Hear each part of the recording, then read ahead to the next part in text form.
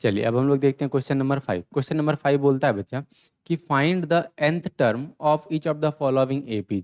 यानी कि यहाँ जो बच्चा दो जो एपी का सीरीज दिया गया इन दोनों का nth टर्म बताना है। क्लियर है? ठीक। अगर हम लोग देखें nth टर्म के लिए तो यानी कि tn का वैल्यू निकालेंगे तो tn का वैल्यू क्या होगा क्या बच्चा, a plus n minus one into d. ठीक। उसके लिए हम लोग क्या करते हैं, अगर हम लोग पहला क्वेश्चन सॉल्व कर रहे हैं तो इसमें 5, 11, 17 और 23 है। तो इसमें ए का वैल्यू देखिए, ए मतलब क्या, फर्स्ट टर्म का वैल्यू क्या है बच्चा 5। और अगर हम डी देखें तो डी का वैल्यू क्या होगा, A2 minus A1। A2 minus A1 का क्या मतलब बच्चा, ये 11 हो गया, A2 और 5 क्या हो गया A1। ठीक है, A1 मतलब फर्स्ट टर्म, A2 मतलब सेकेंड टर्म। तो A2 का वैल्यू क्या बच्चा 11 माइनस A1 का वैल्यू 5। और 11 माइनस किसके बराबर बच्चा 6 के बराबर।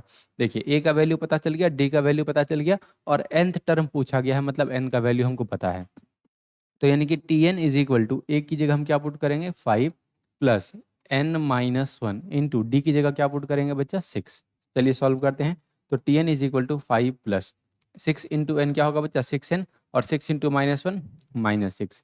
तो t n is equal to यहाँ पर बच्चा 6n हो जाएगा और प्लस 5 माइनस 6 क्या होगा -1। यानी कि जो nth टर्म है उसका वैल्यू कितना आ गया बच्चा 6n माइनस वन। ठीक है, ये जो पहला एपी था इसका nth टर्म का वैल्यू क्या आया बच्चा 6n माइनस वन। ठीक है, अब हम लोग सेकेंड क्वेश्चन देखते हैं।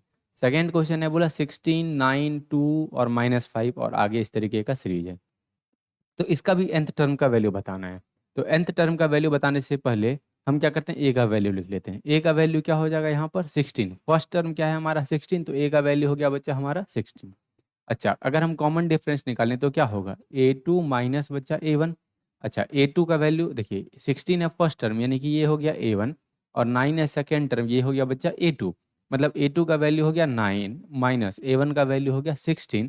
और इसका मतलब जब हम इसको सॉल्व करें तो 9 माइनस 16 क्या होगा बच्चा -7। डी का वैल्यू आ गया -7।